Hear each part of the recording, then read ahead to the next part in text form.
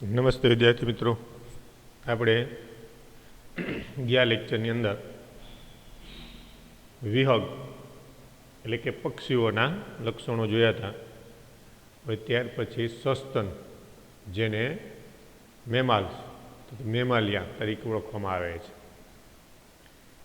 તો આવા સસ્તન વર્ગના પ્રાણીઓના લક્ષણો કેવા જોવા મળે? સસ્તન વર્ગ, એનું નામ સસ્તન એટલા માટે આપવામાં આવેલું છે કે આવા પ્રાણીઓની અંદર દૂધનો સ્ત્રાવ કરતી સ્તન ગ્રંથિઓ આવેલી હોય, એટલે એનું નામ સસ્તન આપવામાં આવેલું છે. આવા સસ્તન પ્રાણીઓ જે છે એ આપણને ક્યાં જોવા મળે છે, કે કેવા પ્રકારના નિવાસ સ્થાનોની અંદર આ પ્રકારના પ્રાણીઓ છે આપણને જોવા મળે છે? તો આવા સસ્તન જે પ્રાણીઓ છે એ વિવિધ નિવાસ સ્થાનોમાં જોવા મળે છે. એટલે કે મોટાભાગના બધા નિવાસ સ્થાનની અંદર આપણને આવા સસ્તન પ્રાણીઓ જોવા મળે.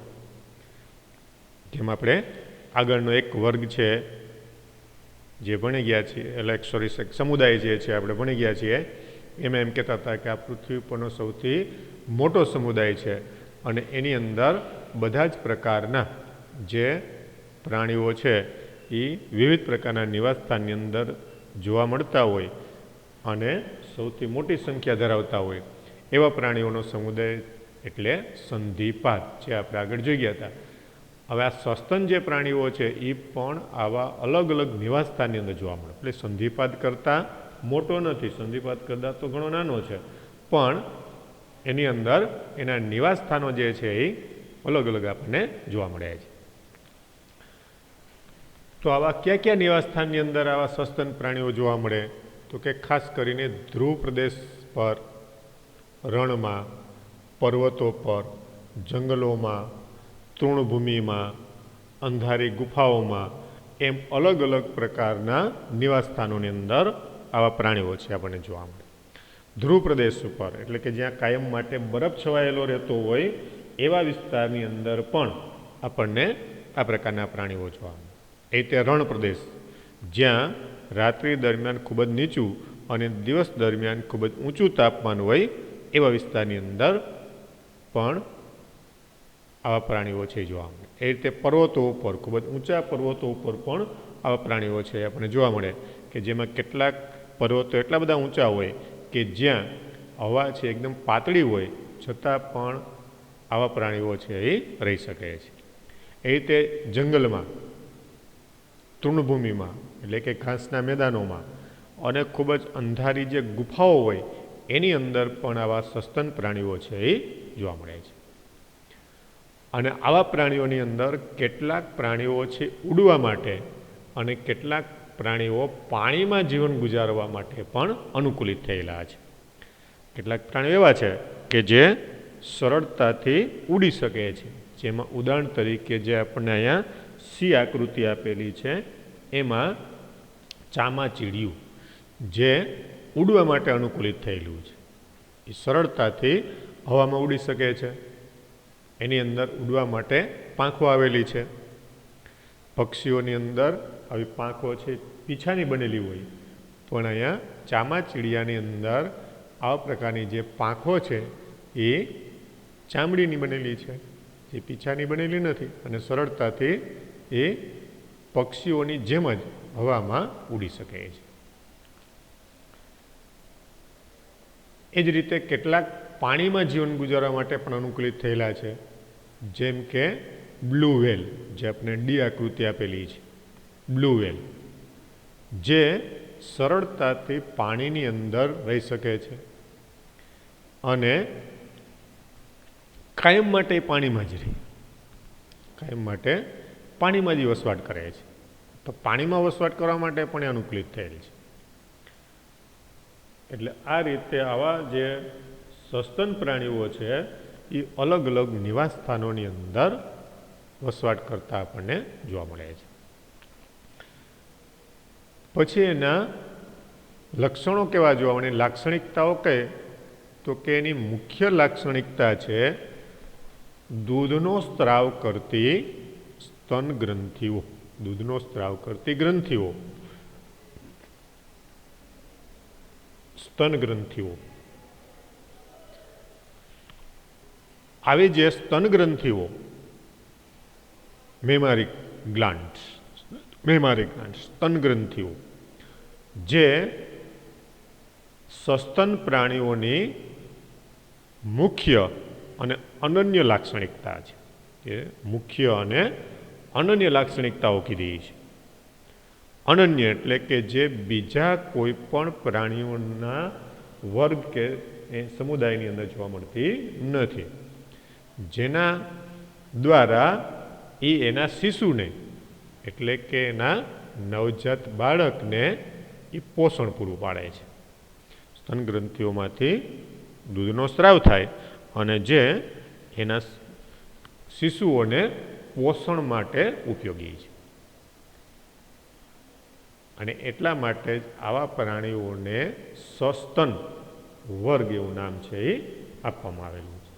એમાં આવેલી આવી સ્તન ગ્રંથિઓને કારણે જ એનું નામ છે એ સસ્તન એવું આપવામાં આવેલું છે.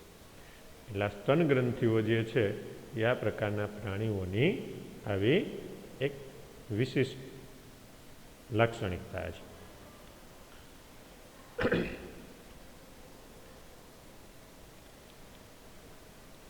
ત્યાર પછી અન્ય એના સામાન્ય લક્ષણો કેવા જોવા મળે?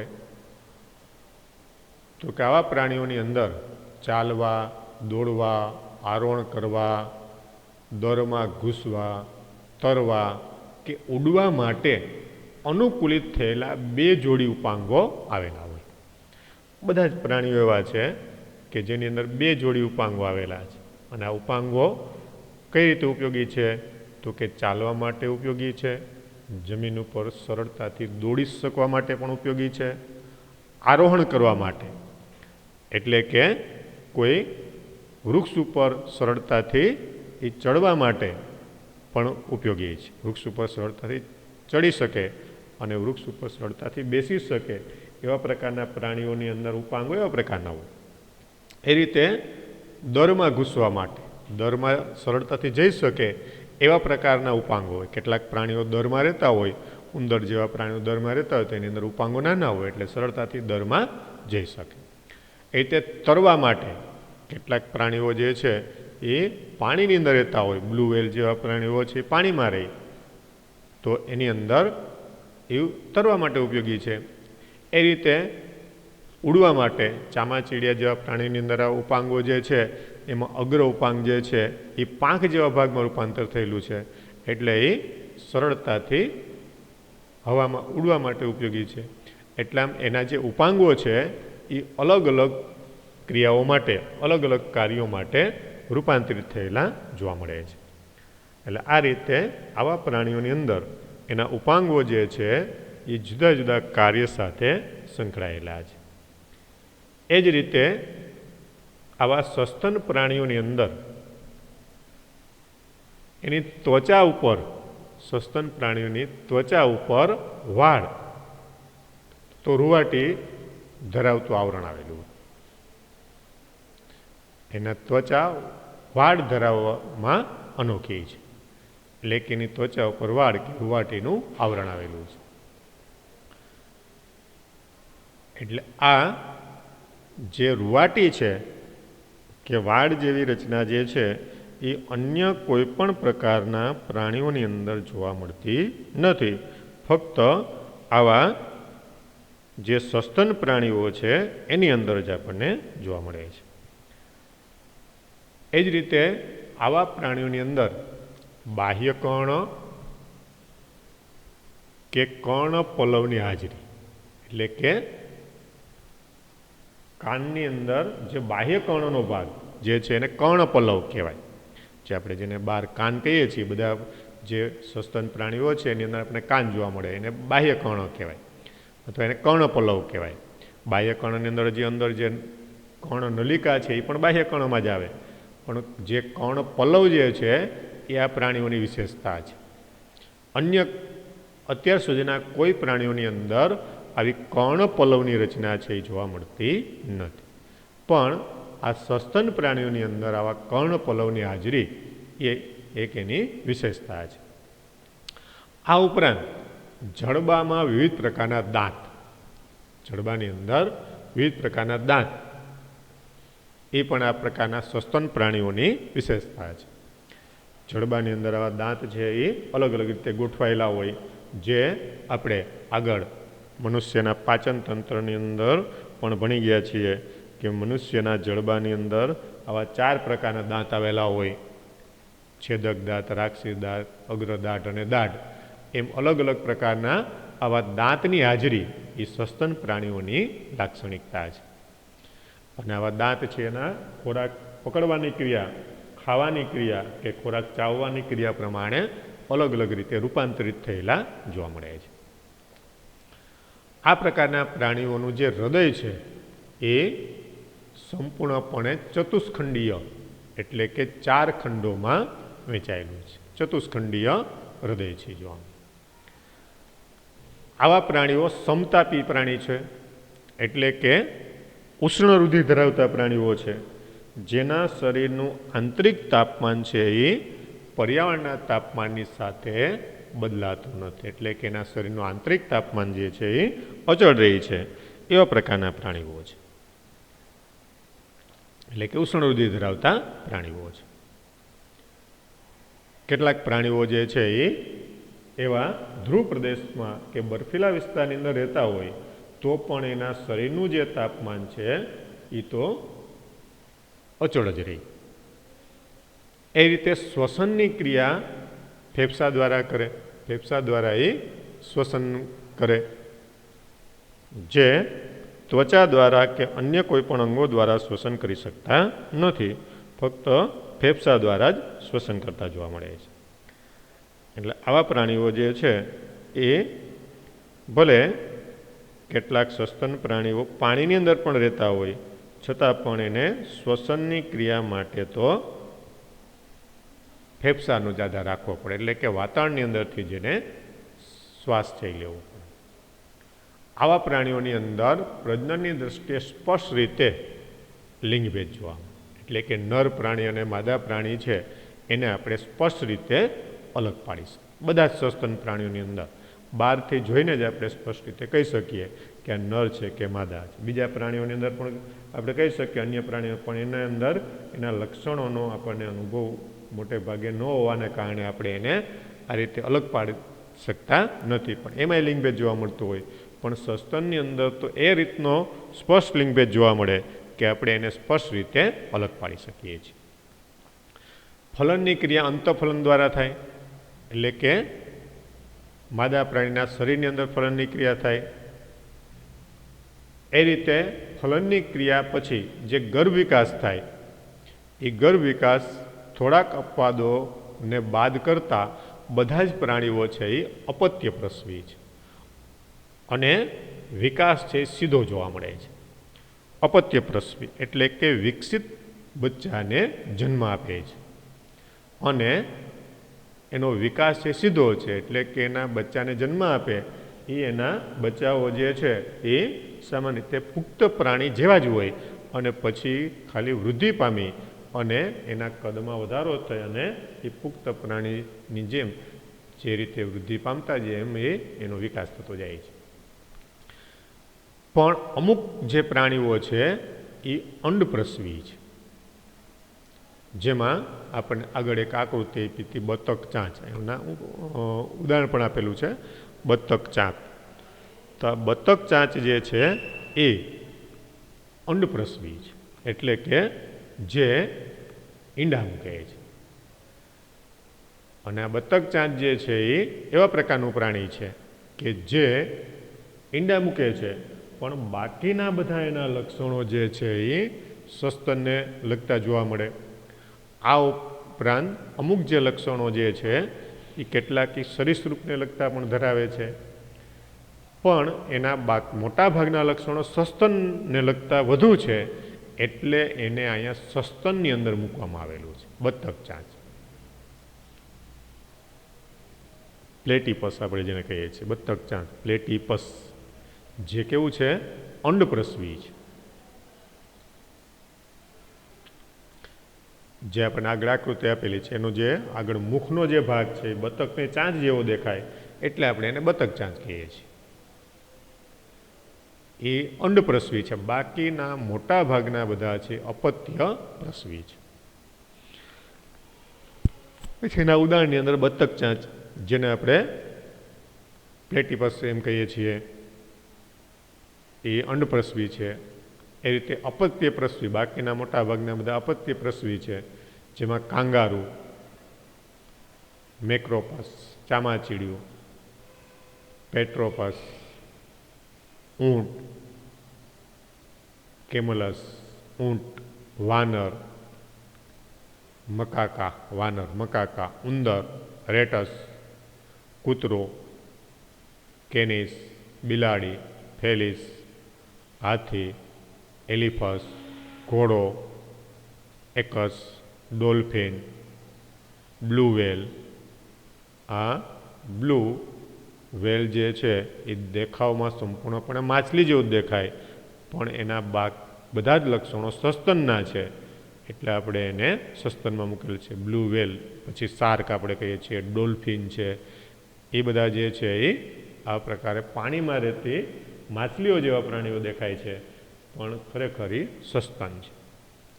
એ રીતે વાઘ છે, સિંહ છે, પેન્થેરા ટાઇગ્રીસ એટલે વાઘ, પેન્થેરા લિયો એટલે સિંહ. તો આ બધા જે પ્રાણીઓ છે એ સસ્તન વર્ગના પ્રાણીઓ છે. એટલે સસ્તન વર્ગના પ્રાણીઓ છે એ આ રીતે ખૂબ જ વિશેષતા ધરાવતા પ્રાણીઓ તરીકે આપણને જોવા મળે છે. એની વિશેષતાઓ ખૂબ જ છે. મોટા પ્રમાણમાં આપણને આવા પ્રાણીઓ વિશેષતા ધરાવતા જોવા મળે છે. અલગ અલગ પ્રકારની વિશેષતા ધરાવે છે. એટલે આ રીતે આ બધા સસ્તન પ્રાણીઓના લક્ષણો આપણે છે.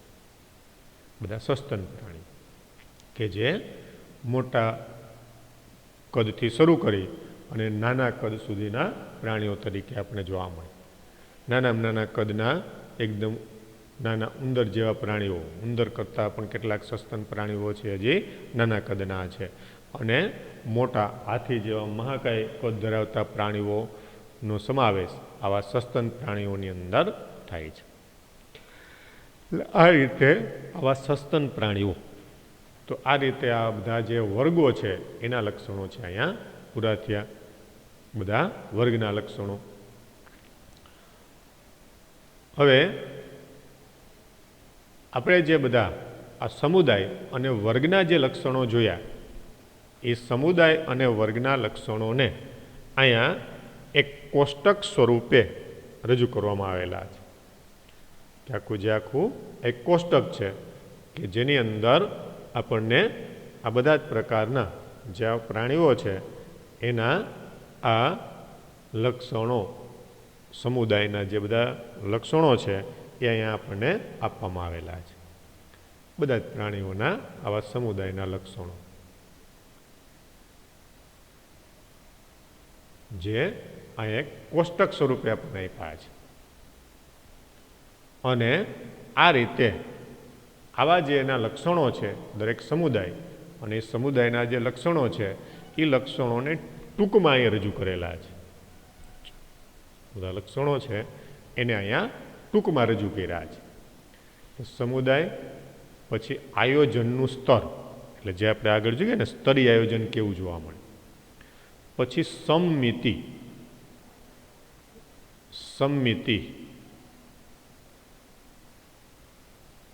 એની સમમિતિ કેવી જોવા મળે. આપણે વચ્ચે એક લેક્ચરની અંદર સમમિતિ જે છે એના માટેનો લેક્ચર છે એ સેવ ન થયેલો હોવાને કારણે તમને એ લેક્ચરનો ખ્યાલ નહોતો, પણ સમમિતિની વ્યાખ્યા આપણે વારંવાર આપતા હતા, એટલે પછી વચ્ચે એ લેક્ચર ન લીધો, આપણે અત્યારે એને છેલ્લે લઈ લેશું અને એની માહિતી છે એ આપણે જોઈ લેશું. સમમિતિ અને ગર્ભસ્તરો જે સામાન્ય રીતે એટલા બધા આપણને કે સમજવામાં મુશ્કેલી પડે એમ નથી, પણ લેક્ચર સેવ ન થવાને કારણે એ લેક્ચર છે એ તમને એની અંદર આવેલો નહીં હોય.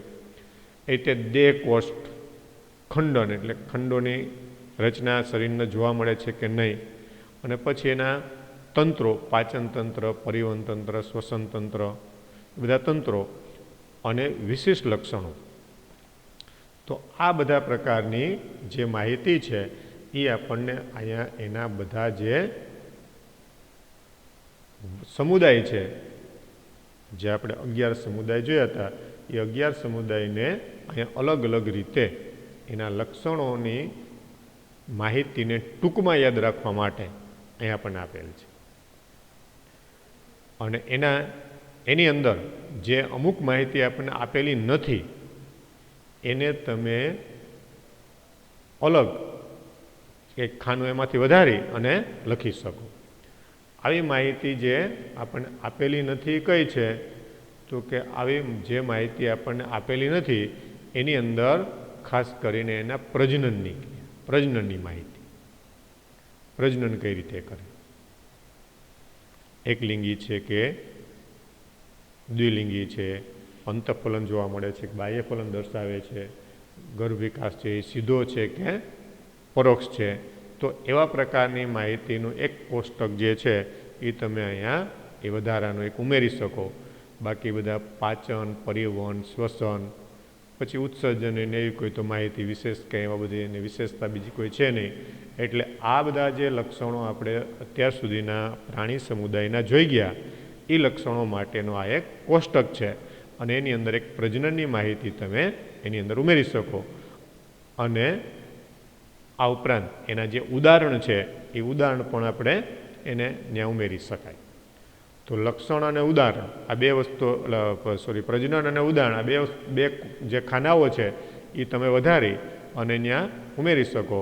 અને આ જે કોષ્ટક છે એને તમે પિન પેજની અંદર ફરીથી લખી આ બે ખાના ઉમેરી અને અમુક વસ્તુ જે છે કે જે આપણને અહીંયા હાજર કે ગેરહાજર એવું આપેલું છે એને બદલે જો હાજર હોય તો એ કેવી હોય, ગેરહાજર હોય તો ખબર જ છે કે છે જ નહીં, પણ હાજર હોય તો કેવી હોય, એની રચના કેવી હોય, કયા અંગો એની અંદર એની સાથે સંકળાયેલા હોય એ આપણે એની અંદર વધારે ઉમેરી શકીએ. બાકી એના જે વિશેષ લક્ષણો હોય એ વિશેષ લક્ષણો જે છે એ કોઈ વધારે આપણે એમાં ઉમેરવા હોય તો પણ આપણે એની અંદર ઉમેરી શકીએ. તો આ રીતે આવા જે કેટલાક એના લક્ષણો છે એને તમે ઉમેરી અને એક પિન પેજની અંદર આ જે કોષ્ટક છે એને ફરીથી તમારે લખવાનું છે. કોષ્ટક એમને આના જ લખી નાખવાનું છે, પણ ખાલી તમારે ફેરફાર શું કરવાનો છે તો કે બે ખાના એની અંદર ઉમેરવાના છે. એક ખાનું કયું તો કે એમાં પ્રજનન તંત્ર અને બીજું ખાનું કયું તો કે એના ઉદાહરણ. કારણ કે ઉદાહરણ જે છે એ આપણને યાદ હોય તો એ કયા સમુદાયનું પ્રાણી છે એ તરત જ એનો ખ્યાલ આવી જાય. અને વિશિષ્ટ લક્ષણોની અંદર આપણને એમ લાગે કે આ વધારાનું લક્ષણ અને એનું વિશિષ્ટ લક્ષણ છે એ વિશિષ્ટ લક્ષણનું ખાનું આપણને આપેલું જ છે. વિશિષ્ટ લક્ષણ માટેનું જે આ ખાનું છે એની અંદર આપણે કોઈ એવું વિશિષ્ટ લક્ષણ વધારાનું હોય તો એની અંદર લખી નાખવાનું. અને બીજો એક ફેરફાર અગત્યનો એવો કરવાનો છે કે જેમાં જે પરિવહન તંત્ર ને જે પાચન તંત્ર ને એ બધા છે એમાં અમુકમાં હાજર ગેરહાજર એ રીતે જોવા આપેલું છે. જેમાં ગેરહાજર છે એ તો પૂરું જ થઈ ગયું કે એમાં છે જ નહીં તંત્ર કે એ રચના કેવા પ્રકારની માહિતી એમાં કંઈ આવતી જ નથી. પણ જેમાં હાજર છે એમાં એ કેવું હોય, જેમ કે પાચન તંત્ર છે તો એ અપૂર્ણ છે અને સંપૂર્ણ છે એ રીતે આપણને આપેલું છે. એમ પરિવહન તંત્ર જે છે એની અંદર ગેરહાજર છે એમાં તો છે જ નહીં, એટલે એની અંદર કાંઈ આપણે જોવાની જરૂર નથી. પણ જેમાં હાજર છે, દાખલા તરીકે નુપુરક સમુદાયના પ્રાણીઓમાં પરિવહન તંત્ર આવે તો એમાં પરિવહન તંત્ર હાજર, પણ ત્યાં પછી આપણે લખી નાખવાનું કે બંધ પ્રકારનું, નુપુરકમાં બંધ પ્રકારનું, એ રીતે સંધિપાદમાં ખુલ્લા પ્રકારનું. તો આ રીતે આપણે એની અંદર એ ઉમેરી શકીએ. એ જ રીતે શ્વસનની ક્રિયા માટેના કોઈ અંગો આવતા હોય તો હાજર હોય તો ક્યાં અંગો આવે એ અંગોના નામ આપણે લખી શકીએ. સંધિપાદની અંદર આપણે જોઈ ગયા કે ફેફસા, પોથી, ઝાલરો એના દ્વારા એ શ્વસન કરે. તો આવી માહિતી આપણે એની અંદર ઉમેરી અને આ કોષ્ટકને ફરીથી પાછો આપણે લખવાનો છે. બરાબર? કઈ રીતે લખવાનો છે તો કે આ બધા ખાના તો એમનેમ જ રહેશે. એની અંદર જ્યાં હાજર ગેરહાજર છે ત્યાં વધારાની જે હાજર હોય કેવા પ્રકારનું છે એ માહિતી ઉમેરવાની અને જે વિશિષ્ટ લક્ષણો છે એની અંદર કોઈ લક્ષણ આપણને એવું લાગે કે આ લક્ષણ જે છે એ આમાં ઉમેરવા જેવું છે તો એ લક્ષણ ઉમેરી દેવાનું અને વધારાના બીજા 2 ખાના છે એ પાડી નાખવાના કે જેની અંદર એક ખાનાની અંદર એનું પછી આ વિશેષ લક્ષણો તમે બનાવો એટલે વિશેષ લક્ષણોને આપણે એની આગળ એક ખાનું પાડી દેવાનું. વિશેષ લક્ષણો પહેલાં શ્વસન તંત્ર, પછી પ્રજનન તંત્ર, પછી વિશેષ લક્ષણોને છેલ્લું ખાનું છે ઉદાહરણો લખી નાખવાનું. કારણ કે ઉદાહરણ છે એ આ વર્ગના બધા ઉદાહરણ છે એ મહત્ત્વના છે. તો આ રીતે આપણે જે કોષ્ટક આપેલું છે એમાં પહેલો સમુદાય સછિદ્ર, જેમાં આયોજન સ્તરમાં એનું કોષીય આયોજન જોવા મળે, એટલે ખાલી કોષ સ્વરૂપનું જ આયોજન છે, એમાં પેશી અંગો કે એવી કોઈ રચના વિકાસ પામેલી નથી. એ રીતે સમમિતિ અલગ અલગ પ્રકારની, એટલે કે અરીય, દ્વિપાર્શ્વ અને અસમમિતિ એ પ્રકારની જોવા મળે. એ રીતે દેહ કોષ્ઠ જેમાં ગેરહાજર છે. ખંડન એટલે ખંડોની રચના નથી. પાચન તંત્ર, પરિવહન તંત્ર, શ્વસન તંત્ર આવા કોઈ તંત્રો જોવા મળતા નથી. શરીરમાં છિદ્રો અને દિવાલમાં કેનાલ જેવી રચનાઓ આવેલી હોય. અને આપણે જોઈ ગયા હતા સછિદ્ર સમુદાયના પ્રાણીઓની અંદર કોલર કોષો આવેલા હોય. જે વિશિષ્ટ લક્ષણ છે એનું અહીં નથી આપ્યું આપણને, તો આ કોલર કોષો છે એ વિશિષ્ટ લક્ષણમાં ઉમેરી દેવાનું. એ રીતે કોષ્ઠાંતરી સમુદાય, જેને આપણે દંશક તરીકે ઓળખીએ છીએ, જેમાં પેશી સ્તરીય આયોજન જોવા મળે. સમમિતિ અરીય પ્રકારની છે, એટલે કે શરીરને એના કોઈ પણ ભાગની અંદરથી 2 સરખા ભાગમાં આપણે વેચી શકીએ. પછી દેહ કોષ ગેરહાજર છે, ખંડન નથી જોવા મળતું. પાચન તંત્ર અપૂર્ણ છે, એટલે કે મુખ દ્વાર આવેલું છે, મળદ્વાર નથી. પરિવહન તંત્ર અને શ્વસન તંત્ર ગેરહાજર છે. ડંખાંગિકાઓની હાજરી, જે ડંખ કોષોની બનેલી હોય એની વિશેષતા છે. પછી કંકત ધરા, જેમાં પણ પેશી આયોજન જોવા મળે, અરીય સમમિતિ દર્શાવે. દેહ કોષ ખંડન ગેરહાજર છે, પાચન તંત્ર અપૂર્ણ, પરિવહન તંત્ર જે છે એમાં પણ અપૂર્ણ છે. શ્વસન તંત્ર પણ ગેરહાજર, એટલે શ્વસનની ક્રિયા કરતા હોય પણ એની શરીરની સપાટી દ્વારા શ્વસન કરતા હોય. પ્રચલન માટે કંકત તકતીઓ જેવી રચના, એની મદદથી પ્રચલન દર્શાવે. એ રીતે પૃથુકૃમિ સમુદાયના જે પ્રાણીઓ છે એમાં અંગ અને અંગતંત્ર સ્તરીય આયોજન હવે જોવા મળશે. અને જેને કારણે મોટાભાગના બધા પ્રાણીઓ દ્વિપાર્શ્વ સમમિતિ દર્શાવે. દેહ કોષને ખંડન ગેરહાજર છે, પાચન તંત્ર હજી અપૂર્ણ જ છે, પરિવહન તંત્ર કે શ્વસન તંત્ર વિકસિત નથી. શરીર ચપટું અને ચૂસક અથવા તો શોષક જેવી રચના ધરાવે.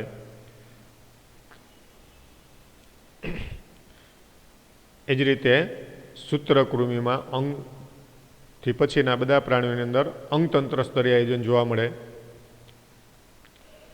એમાં દેહ કોષ છે આભાસી અથવા તો ખોટી શરીર ગુહા કે કૂટ દેહ કોષ સ્વરૂપે જોવા મળે. ખંડન ગેરહાજર છે. હવેથી બધામાં પાચન તંત્ર સંપૂર્ણ જોવા મળશે. પરિવહન તંત્ર કે શ્વસન તંત્ર હજી વિકાસ પામેલું નથી. અને ઘણીવાર કૃમિ આકારે લંબાયેલા પ્રાણીઓ સ્વરૂપે જોવા મળે. આ ઉપરાંત સૂત્રકૃમિની અંદર આપણે એના લક્ષણ તરીકે અહીંયા એવું લખી શકીએ કે શરીરના બંને છેડા છે એ અણીદાર રચના ધરાવતા હોય.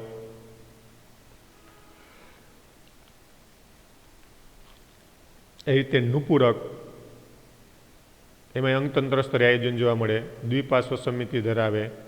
દેહ કોષ હાજર જોવા મળે. ખંડન દર્શાવે. પાચન તંત્ર સંપૂર્ણ છે. પરિવહન તંત્ર જો સૌપ્રથમ નુપુરકથી જોવા મળ્યું. શ્વસન માટેના કોઈ અંગો નથી. વલય જેવું શરીર, એટલે કે વલયો જેવી ખંડમય રચના ધરાવતું શરીર છે આવેલું છે.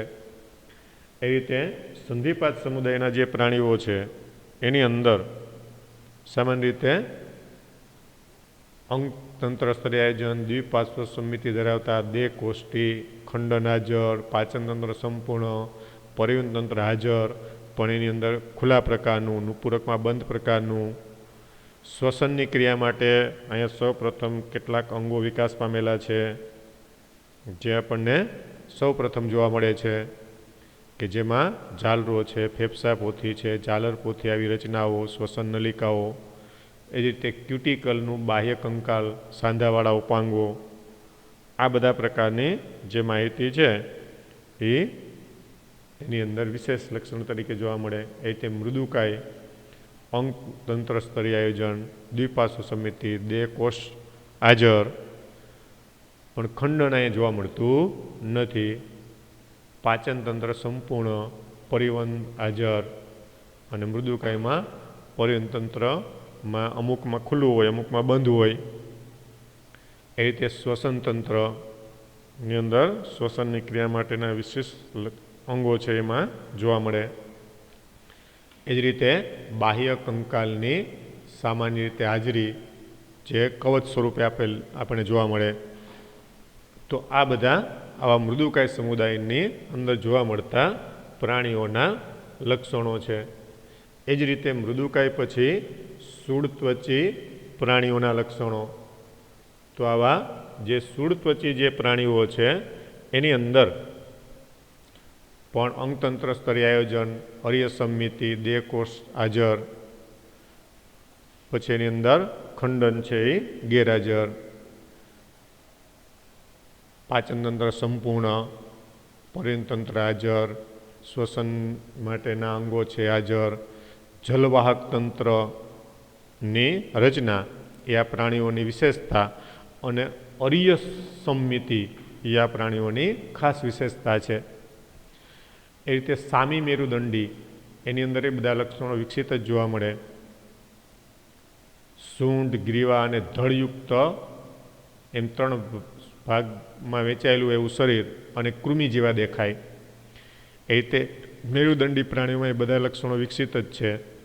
મેરુદંડની હાજરી, પુષ્ટ અને પોલું ચેતારજુ, ઝાલરફાટો, મીનપક્ષો અથવા તો ઉપાંગોની હાજરી. તો આ બધા પ્રકારના લક્ષણો જે છે એ આવા પ્રાણીઓના વિશેષ લક્ષણો તરીકે આપણને જોવા મળે છે. તો અહીંયા જે કોષ્ટક છે એ આ બધા જ સમુદાયના લક્ષણોને ટૂંકમાં યાદ રાખવા માટે અને એની ખાસ વિશેષતાઓને યાદ રાખવા માટે, જે બધા તંત્રો કે એની જે વિશેષતાઓ છે કેવી છે એને યાદ રાખવા માટે ઉપયોગી છે, જે ખાસ કરીને આપણને નીટ અને ગુજકેટ માટે ઉપયોગી બને. અને નીટ અને ગુજકેટ માટે ઉપયોગી બને એટલા માટે આપણે જેમ કીધું એમ વધારાના 2 ખાના ઉમેરી દેવાના. અને આની અંદર જે કાંઈ એવી માહિતી હોય કે જે માહિતીને આપણે અહીંયા ઉમેરી શકીએ એમ હોઈએ, વધારાનું લક્ષણ આપણને જોવા મળતું હોય એવું કોઈ લક્ષણ લાગતું હોય તો એ પણ એની અંદર આપણે ઉમેરી અને આ કોષ્ટક જે છે એને આપણે એક પિન પેજની અંદર વ્યવસ્થિત રીતે લખીએ તો આપણને એ યાદ રાખવામાં સરળતા રહે. અને આપણે એક વખત એ રીતે લખેલું હોય તો આપણને એની માહિતી છે એ સમજવા માટે પણ ઉપયોગી બને. એટલે આ રીતે આ કોષ્ટકની અંદર આપેલા બધા જ સમુદાયના આવા લક્ષણો છે આપણે ધ્યાનમાં રાખવા. તો આ રીતે અહીંયા આ બધા સમુદાય માટેના જે લક્ષણો છે એની માહિતી જે છે એ અહીંયા પૂરી થાય છે. આપણે જે કંઈ આવા સમુદાય વર્ગના લક્ષણો જોયા એ બધા વારંવાર એને આપણે વાંચી રાખવાના, વારંવાર આપણે એનું રિવિઝન કરી રાખવાનું, જેથી કરીને આપણને સરળતાથી યાદ રહે. ખાસ કરીને જો કે ખાસ કરીને નીટમાં જ જો કોઈ વિદ્યાર્થીના પ્રશ્નો છે ખોટા પડતા હોય તો એમાં ખાસ કરીને આ વર્ગીકરણને લગતી જે માહિતી છે એની અંદર જેને વધારે મુશ્કેલી પડે. કારણ કે દરેકના લક્ષણ બદલાઈ જાય. ઓલું તો સીધું હોય તો આપણે યાદ રાખી શકીએ સરળતાથી. દાખલા તરીકે પાચન તંત્ર હોય તો સીધું જ વર્ણન હોય, એમાં કોઈ આડાઅવડું હોતું નથી. શ્વસન તંત્ર હોય તો સીધું જ વર્ણન હોય. કોઈ પ્રકાશ સંશ્લેષણની ક્રિયા હોય તો સીધી એક પ્રક્રિયા જ હોય. શ્વસનની પ્રક્રિયા હોય તો એ સીધી પ્રક્રિયા જ હોય. કોઈ અન્ય માહિતી આપણે ભણતા હોય તો સીધી એક પ્રક્રિયા સ્વરૂપે હોય. આપણે એમ કહીએ કે પાણીના વહનની ક્રિયા તો સીધી જ હોય. આપણને કોઈ ડીએનએની રચના પૂછે, મોનોસેકેરાઇડની રચના પૂછે, કાર્બોદિત પદાર્થની રચના પૂછે, એમિનો એસિડની રચના કે પ્રકાર પૂછે, તો એ ક્રમિક રીતે તબક્કાઓ પ્રમાણે જ આવતી હોય એટલે આપણને યાદ રાખવામાં મુશ્કેલી પડે નહીં. પણ અહીંયા તો સમુદાય બદલે લક્ષણ બદલી જાય, વળી પાછા અમુક લક્ષણ એમાં રિપીટ થતા હોય એટલે ઘણી વખત આવા જો આપણે વારંવાર એને રિવિઝન ન કરીએ તો ઘણી વખત આવા લક્ષણો આડાવડા થવાની શક્યતા વધી જાય. એટલે આપણે એને બરાબર ધ્યાન રાખવાનું કે એને વ્યવસ્થિત રીતે અમુક સમયના અંતરે એનું રિવિઝન છે કરે રાખવાનું.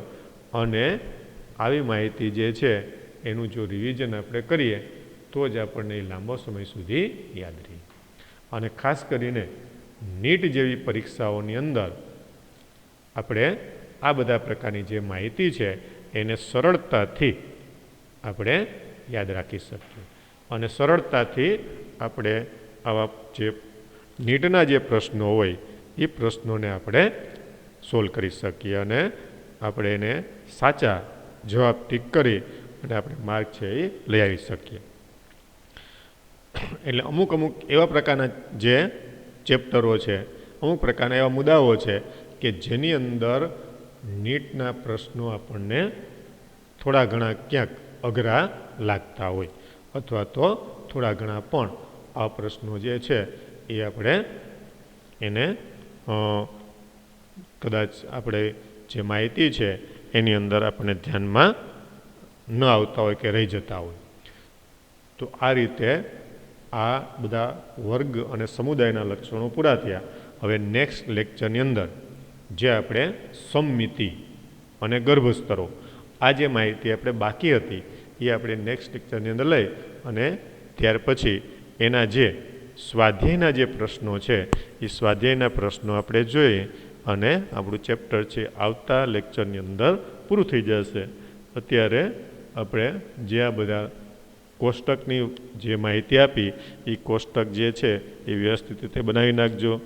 ઉપરાંત આની અંદર કોઈ એવા પ્રકારની માહિતી નથી કે જે આપણે આકૃતિ દ્વારા એને દોરવી પડે કે આકૃતિનો આપણે ઉપયોગ કરવો પડે, તો આની અંદર એ પણ નથી. એટલે સીધી થિયરિકલ માહિતી જ આપણે ધ્યાનમાં રાખવાની છે. તો હવે આપણે નેક્સ્ટ લેક્ચરની અંદર આગળની જે માહિતી અને સ્વાધ્યાયના પ્રશ્નો છે એ જોઈશું.